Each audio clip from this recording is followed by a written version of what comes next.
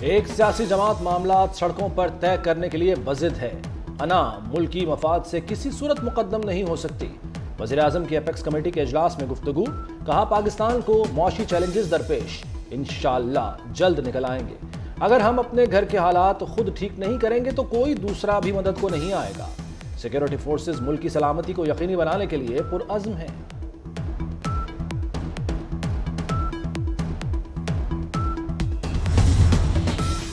वज़ीर आज़म की ज़ेर सदारत एपेक्स कमेटी इजलास में बड़े फैसले। सूबाई महकमों और नेक्टा की कोऑर्डिनेशन पर जोर दिया गया। इंसदाद दहशतगर्दी के इदारों को मुकम्मल तकनीकी और माली मुआवनत फराहम करने का फैसला। सोशल मीडिया को स्टेक होल्डर से मिलकर रेगुलेट करने पर भी अहम मुशावरत। दहशतगर्दी के वाक़यात से मुतालिक मीडिया कवरेज पर भी अहम फैसला। पंजाब और खैबर पख्तूनख्वा में इंतखाबात से मुताल्लिक असखुद नोटिस केस। पीपल्स पार्टी, मुस्लिम लीग नून और जमीयत उलमा इस्लाम ने बेंच में शामिल 2 जजेस पर एतराज उठा दिया। जस्टिस एजाजुल अहसन और जस्टिस मज़ाहिर अली अकबर नकवी को बेंच से अलग करने का मुतालबा। फुल कोर्ट बनाने की इस्तदा भी कर दी। फारूक एच नाइक ने कहा कि दोनों जजेस पहले ही गुलाम महमूद डोगर केस में इस मामले को सुन चुके। उनके कहने पर असखुद नोटिस लिया गया। फेयर ट्रायल के लिए बेंच से अलग हो जाएं। जस्टिस जमाल मंदोखेल ने रिमार्क्स दिए कि सियासी मामलात पार्लियामेंट में हल होने चाहिए। समाअत पीर तक मुलतवी कर दी गई।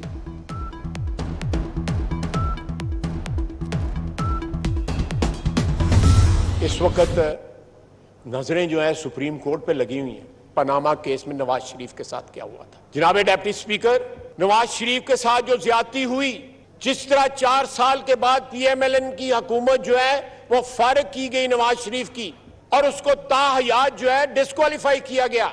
2 सूबाई असेंबलियों की जो डिसोल्यूशन हुई है उसको क्यों ना एग्जामिन कर लिया जाए कि वो जो डिसोल्यूशन हुई है वो सही है या गलत है। ख्वाजा आसिफ का इंतखाबात असखुद नोटिस केस पर फुल कोर्ट का मुतालबा। कहा फुल कोर्ट तश्कील देकर मामला पनामा लीक से देखा जाए। आइन को रीराइट करना अदलिया का काम नहीं। जब जजेस हमारी हदूद में दाखिल होंगे तो हम भी सवाल उठाएंगे। PTI पर भी खूब गर्जे बरसे। कहा जेल भरो तहरीक फ्लॉप हो गई, अब डूब मरो तहरीक चला दें। इमरान खान मुल्क पर अजाब बंद कर नासिल हुए। 6 माह में छतों के लेंटर खुल जाते हैं मगर इसका प्लस्तर नहीं खुला।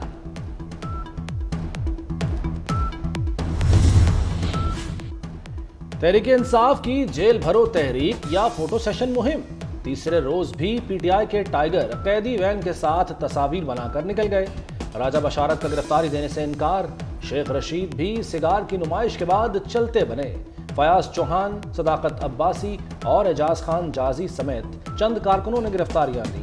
गुलाम सरवर ने नाम गिरफ्तारियों की फहरिस्त में न डालने का कह दिया। PTI वालों की गिरफ्तारी के बाद रिहाई के लिए अदालतों के चक्कर। शाह महमूद कुरैशी के बेटे जैन कुरैशी ने अदालत में कहा मुझे गिरफ्तार नहीं किया, वालिद को गिरफ्तार कर लिया गया, मिलने भी नहीं दिया जा रहा।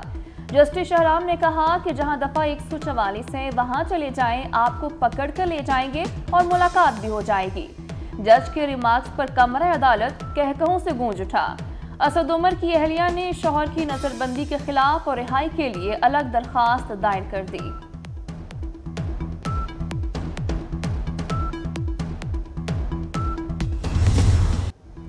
तहरीक इंसाफ के रहनुमा शाह महमूद कुरैशी 30 रोज के लिए नजरबंद। PTI के वाइस चेयरमैन अटक जेल में नजरबंद रहेंगे। डिप्टी कमिश्नर लाहौर की सिफारिश पर महकमा दाखिला पंजाब ने नोटिफिकेशन जारी कर दिया।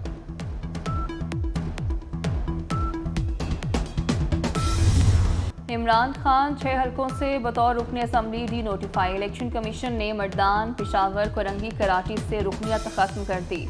फैसलाबाद, ननकाना साहब और चारसदा से भी इमरान खान की नशिस्तें खाली करार। चेयरमैन तहरीक इंसाफ NA 45 कुरम से रुकने कौमी असम्बली रहेंगे।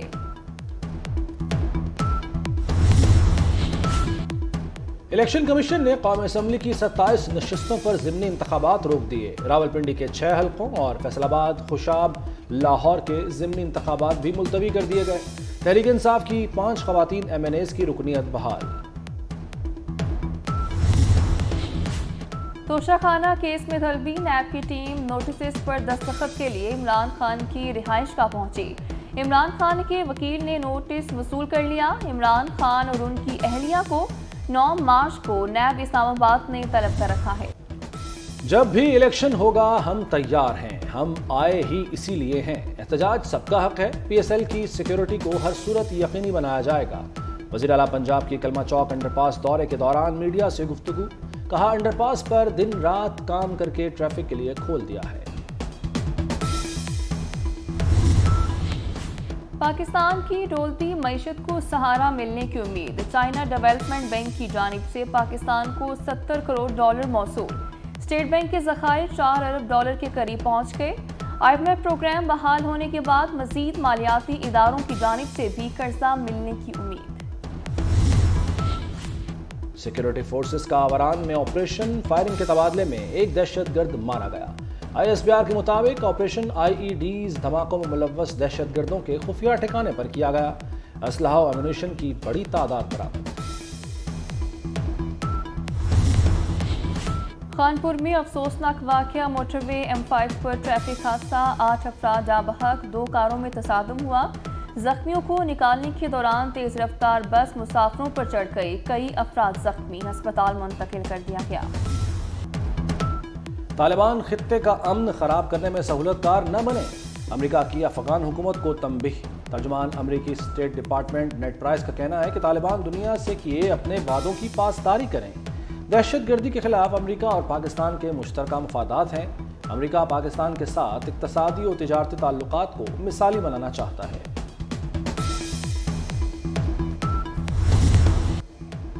PSL 8 के सनसनीखेज मुकाबले। इस्लामाबाद यूनाइटेड ने कोयटा ग्लैडिएटर्स को शिकस्त दे दी। यूनाइटेड के 221 रन के हदफ में ग्लैडिएटर्स सिर्फ 157 रन ही बना सके। आजम खान की धुआंधार बैटिंग, 42 गेंदों पर 97 रन बना डाले। सडनली आप ये चीजें कर रहे हो तो इसका मतलब आपके जो सरबराह बैठे हो वो नालायक बैठे हुए हैं। और जो हमारे टॉप के जो, मेरा ख्याल है काफी लोग भी कह चुके हैं कि 100-150 बंदे को गोली मरवा दो तो फिर मुल्क ठीक हो जाएगा। तो ये ऐसे नहीं होता, ये चीजें ऐसे नहीं होती। आपने चीजें आपने तय कर ली हैं तो वैसे ही होना चाहिए। देखिए, है तो ये हाई अथॉरिटी की बात, इसमें हम कुछ भी नहीं कर सकते। कोई राय देना भी फजूल है, क्योंकि जो भी उनका तय पाएगा वही होगा। लेकिन फैंस के लिए बहुत बुरी खबर होगी अगर खुदा न खास्ता मैच शिफ्ट वापस कराची हो गए, तो फैंस के लिए तो इंतहाई अफसोसनाक खबर होगी। मुसलसल शिकस्त पर साबिक fast bowler Mohammad Asif Quetta Gladiators के कप्तान सरफराज अहमद पर बरस पड़े। 24 न्यूज़ की PSL हंगामा ट्रांसमिशन में कहा, कप्तान कोई फैसला नहीं कर रहा तो टीम को घर ही चले जाना चाहिए। साबिक कप्तान मोहम्मद यूसुफ बोले, PSL में ओपनिंग बैट्समैन परफॉर्म नहीं कर रहे।